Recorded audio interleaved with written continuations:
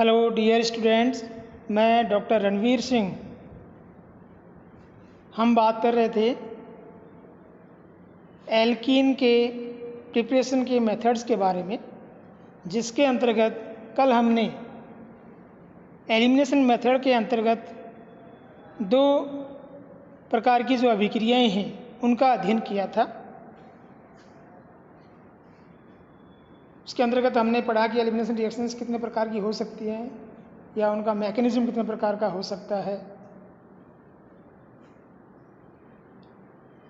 उन elimination reactions में पहला जो मेथड था वो डिहाइड्रोहेलोजिनेशन एल्किल हैलाइड का, जिसमें E1 और E2 मैकेनिज्म के द्वारा एल्कीन का निर्माण होता है। उसके बारे में हमने बात की थी और हमने ये देखा था कि E2 मैकेनिज्म में वन स्टेप प्रोसेस है जिसमें ट्रांजिशन स्टेट बनती है, इंटरमीडिएट नहीं बनता है। E1 जो मैकेनिज्म है वो टू स्टेप प्रोसेस है जिसमें कार्बोकेटाइन इंटरमीडिएट बनता है।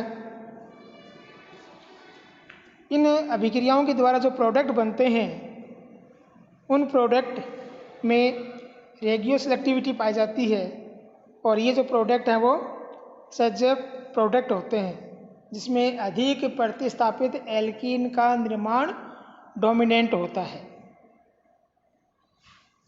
फिर हमने बात की थी डिहाइड्रेशन ऑफ अल्कोहल के बारे में, जिसके अंतर्गत हमने देखा कि अल्कोहल के डिहाइड्रेशन के लिए जब प्रोटोनिक अम्ल के साथ इसकी रिएक्शन करवाई जाती है तो एल्कीन प्राप्त होती है। अब हम एक एग्जाम्पल लेते हैं जिससे ये एलिमिनेशन रिएक्शन क्लियर हो। जैसे यहाँ पर हमने एग्जाम्पल के रूप में एक नॉर्मल 1 डिग्री अल्कोहल लिया है अनब्रांच्ड। इसकी अभिक्रिया जब हम प्रोटोनिक अम्ल के साथ करवाते हैं तो प्रोडक्ट के रूप में हमें 1 ब्यूटीन, सिस 2 ब्यूटीन और ट्रांस 2 ब्यूटीन प्राप्त हो रहा है। इन तीनों का मिश्रण प्राप्त हो रहा है। यहाँ पर 1 ब्यूटीन 12%, सिस 2 ब्यूटीन 32%, ट्रांस 2 ब्यूटीन 56% प्राप्त हो रहा है। तो इनका ये जो परसेंटेज है ये अलग अलग होना ये शो करता है कि यहाँ पर स्टीरियो सेलेक्टिविटी और रेडियो सेलेक्टिविटी दोनों पाई जा रही है। 1 ब्यूटीन और 2 ब्यूटीन का जो बनना है उसमें से 2 ब्यूटीन अधिक मात्रा में बन रहा है, 1 ब्यूटीन कम मात्रा में बन रहा है। ये शो कर रहा है रेडियो सेलेक्टिविटी को, ये 2 ब्यूटीन और ये 1 ब्यूटीन, क्योंकि 2 ब्यूटीन अधिक प्रतिस्थापित एल्कीन है जिसमें डबल बॉन्डेड कार्बन के साथ अधिक एल्किल ग्रुप जुड़े हुए हैं। तो ये सज्जय प्रोडक्ट है, अधिक स्टेबल प्रोडक्ट है, तो इसका अधिक बढ़ना रेडियो सेलेक्टिविटी को रिप्रेजेंट कर रहा है। साथ ही जब हम 2 ब्यूटीन की बात कर रहे हैं तो यहाँ 2 ब्यूटीन में दो प्रकार के प्रोडक्ट हैं, सिस 2 ब्यूटीन और ट्रांस 2 ब्यूटीन। सिस 2 ब्यूटीन 32% बन रहा है जबकि ट्रांस 2 ब्यूटीन 36% बन रहा है। यहाँ पर ज्योमेट्रिकल आइसोमर का अलग अलग परसेंटेज में बनना या किसी एक आइसोमर का डोमिनेंस शो करना स्टीरियो सेलेक्टिविटी है। यहाँ पर जो ज्योमेट्रिकल आइसोमर, जो स्टीरियो आइसोमर अधिक स्टेबल होता है वो अधिक मात्रा में बनता है। तो यहाँ पर जो ट्रांस 2 ब्यूटीन है उसमें रिपल्सन कम होने की वजह से ये अधिक स्टेबल होता है, इस कारण ये अधिक मात्रा में बनता है। अतः यहाँ पर स्टीरियो सेलेक्टिविटी भी पाई जा रही है। तो यहाँ पर ये जो प्रोडक्ट बन रहे हैं इनको हम किस प्रकार से रिप्रेजेंट कर सकते हैं वो हमें इसके मैकेनिज्म से पता चलेगा। जब हम यहाँ पर मैकेनिज्म की बात करते हैं तो जो एसिड का H+ आयन है, ये H+ आयन अल्कोहल के O के पास जो लोन पेयर हैं उनके ऊपर अटैक करेगा और अटैक करते ही यहाँ पर ये H O के साथ जुड़ जाएगा, जिससे O की वैलेंसी 3 हो गई और O के ऊपर प्लस चार्ज आ जाएगा। इस प्रकार OH जो वीक लीविंग ग्रुप होता है वो कन्वर्ट हो गया H2O प्लस में। ये H2O plus strong leaving group होता है, तो ये तेजी से हट सकता है। जैसे ही यहाँ से ये H2O प्लस ग्रुप जब हटेगा तो इस कार्बन के ऊपर प्लस चार्ज आएगा। इसका मतलब ये बन गया कार्बोकेटाइन। यहाँ कार्बोकेटाइन ये मध्यवर्ती बना।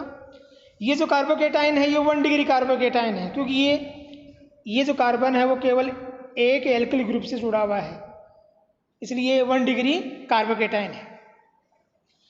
यहाँ 1 डिग्री कार्बोकेटाइन के अलावा 2 डिग्री कार्बोकेटाइन बन सकते हैं।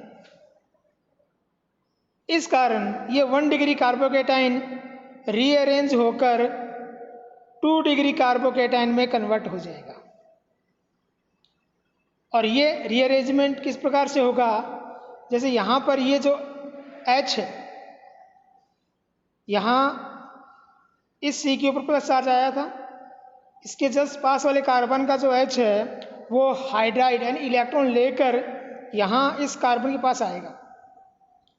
जब इस कार्बन के पास वो आ जाएगा अपने इलेक्ट्रॉन लेकर, तो इस नंबर 2 कार्बन पे पॉजिटिव चार्ज आ जाएगा, क्योंकि कार्बन और हाइड्रोजन के बीच का जो बॉन्ड है उस बॉन्ड की इलेक्ट्रॉन हाइड्रोजन लेकर चला गया। तो आगे वाला जो कार्बन प्लस के रूप में था वो हो गया CH2 ग्रुप के रूप में न्यूट्रल, और इस कार्बन के ऊपर आ गया पॉजिटिव चार्ज। ये जो पॉजिटिव चार्ज वाला कार्बन है ये कार्बोकेटाइन है, और इसके साथ 2 एल्किल ग्रुप जुड़े हुए हैं। इस कारण इसे हम कहते हैं ये 2 डिग्री कार्बोकेटाइन है। 2 डिग्री कार्बोकेटाइन होने की वजह से इसका स्टेबिलिटी 1 डिग्री कार्बोकेटाइन की तुलना में अधिक है। इस कारण यहाँ तक जो रिएक्शन का प्रोसेस होगा उसमें 2 डिग्री कार्बोकेटाइन की क्वांटिटी अधिक होगी। 2 डिग्री और 1 डिग्री कार्बोकेटाइन अपने नियर मोस्ट जो हाइड्रोजन है, बीटा हाइड्रोजन है, उसके एलिमिनेशन के द्वारा एल्कीन का या डबल बॉन्ड का निर्माण कर लेते हैं।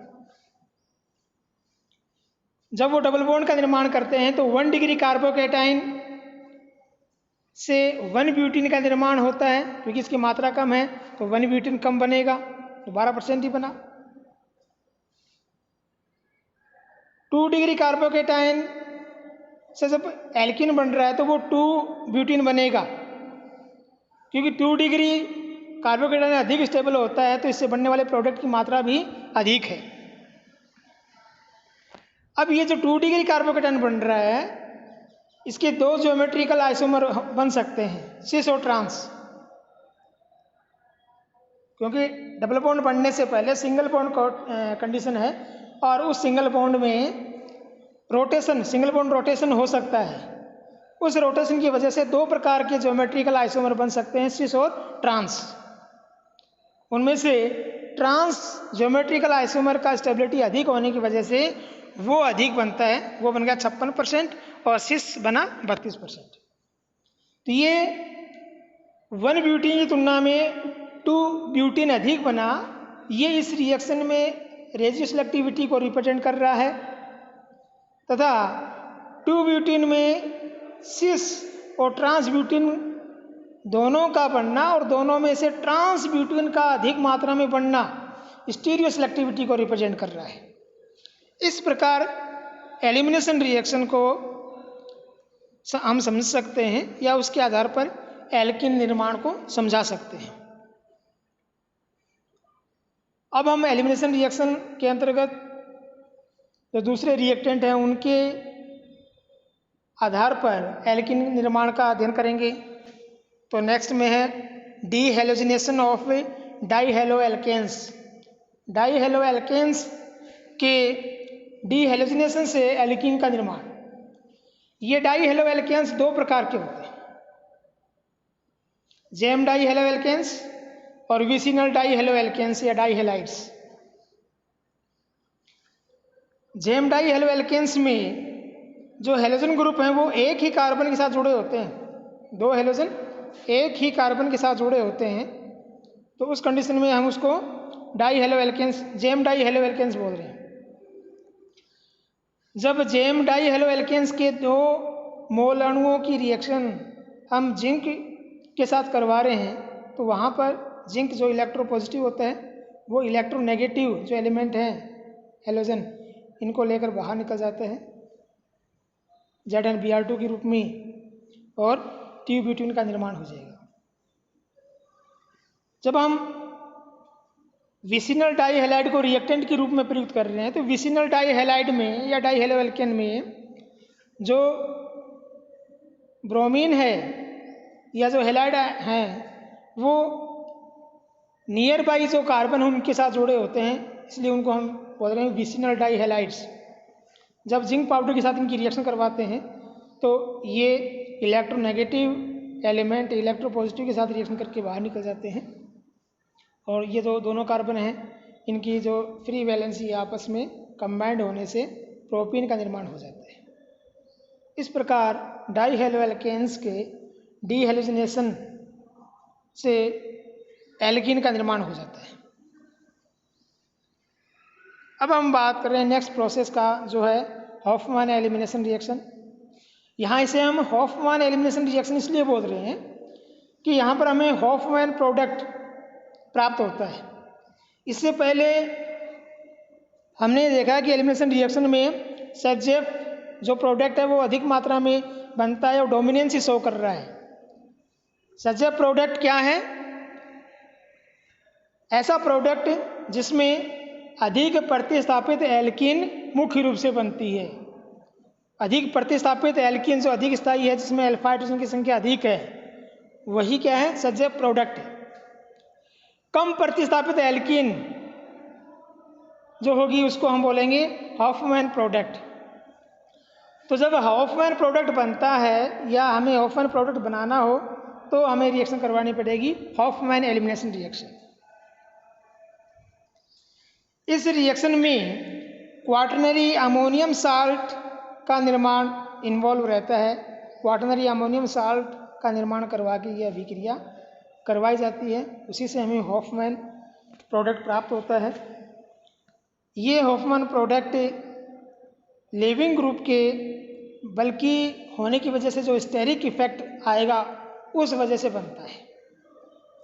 तो यहाँ पर जैसे हमने ब्यूटिल ट्राइमेथिल अमोनियम आयोडाइड की रिएक्शन करवाई सिल्वर ऑक्साइड और H2O के साथ, जिसे हमें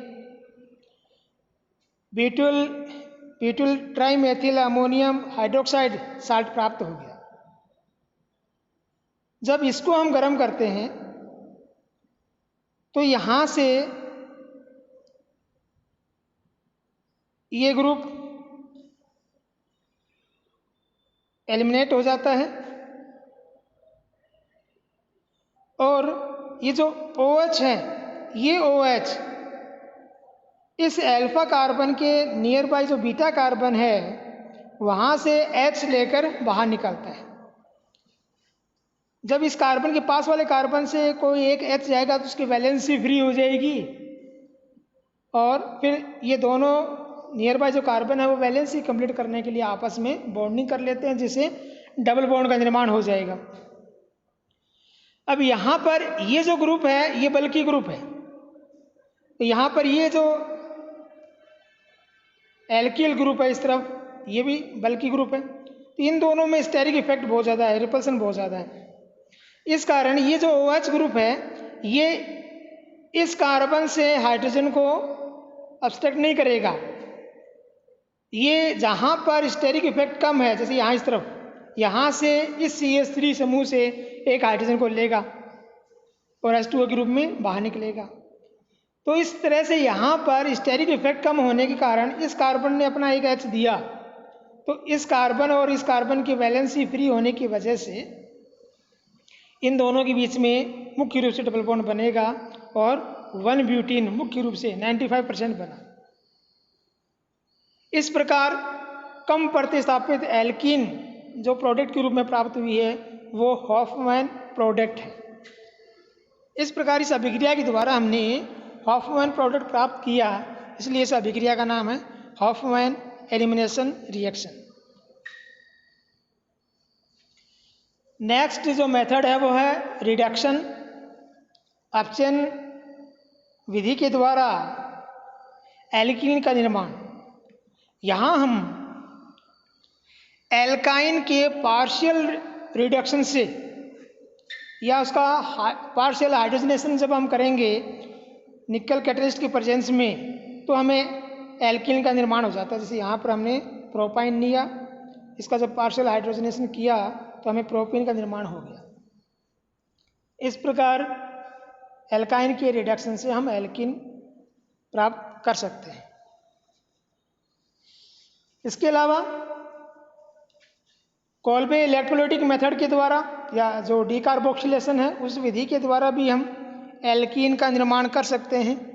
इसके लिए हमने डाइकार्बोक्सिलिक अम्ल के पोटेशियम जो साल्ट हैं उनको लिया। जब उसका हम विद्युत अपघटन करेंगे तो K+ आयन और कार्बोक्सिलेट आयन अलग अलग होंगे। जो K+ आयन है वो कैथोड पर कलेक्ट होंगे, जबकि जो नेगेटिव आयन है वो एनोड इलेक्ट्रोड पर कलेक्ट होंगे।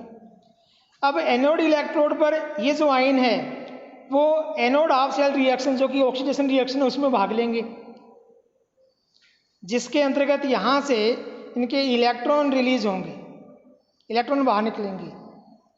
तो इलेक्ट्रॉन बाहर निकलने से ये नेगेटिव आयन थे पहले, अब रेडिकल फॉर्म में आ गए। और क्योंकि ये अब रिएक्टिव फॉर्म में आ गए, बहुत ज़्यादा रिएक्टिव फॉर्म में आ गए रेडिकल फॉर्म की वजह से, तो यहाँ से अब इनका डीकार्बोक्सिलेशन होगा। जब इनका डीकार्बोक्सिलेशन होगा CO2 गैस बाहर निकलेगी, तो ये दोनों जो CH2 हैं ये दोनों रेडिकल फॉर्म में आ गए और इन दोनों के जो अनपेयर्ड इलेक्ट्रॉन है वो आपस में पेयरिंग करके डबल बॉन्ड बना लेंगे। इस प्रकार हमें एल्कीन का निर्माण हो जाएगा। नेक्स्ट मेथड है व्हीटिंग प्रोसेस या व्हीटिंग मेथड। इस विधि में हम कार्बोनिल कंपाउंड की सहायता से एल्कीन का निर्माण करते हैं। कार्बोनिल कंपाउंड एल्डिहाइड या कीटोन के साथ जब हम मेथिलीन ट्राइफेनिल फॉस्फेरेन की रिएक्शन करवाएंगे तो प्रोडक्ट के रूप में हमें एल्कीन प्राप्त होती है। यहाँ पर ये मेथिलीन ट्राइफेनिल फॉस्फेरेन पहले इलाइट फॉर्म में आएगा। इलाइट फॉर्म में आने के बाद ये कार्बोनिल कंपाउंड के साथ जब इंटरेक्शन करेगा तो बीटेन बनाएगा। इस बीटेन कंपाउंड में P और O के बीच में बॉन्डिंग होने से ऑक्सा फॉस्फेटेन हमें प्राप्त होगा, जिसमें बॉन्डिंग रीअरेंजमेंट के द्वारा प्रोडक्ट के रूप में हमें एल्कीन प्राप्त होती है। यहाँ पर जब हम मैकेनिज्म की बात करते हैं तो इस रिएक्शन को साइक्लोएडिशन रिएक्शन की तरह कंसिडर कर सकते हैं, जहाँ पर ये कार्बोनिल समूह और ये ग्रुप आपस में इनके जो पाई बॉन्ड है वो टूटकर एडिशन रिएक्शन में भाग लेंगे, तो इसे हम 2+2 साइक्लोएडिशन रिएक्शन भी कह सकते हैं। इस प्रकार हमने अध्ययन किया एल्कीन प्रिपरेशन के मेथड्स के बारे में। Okay, thanks.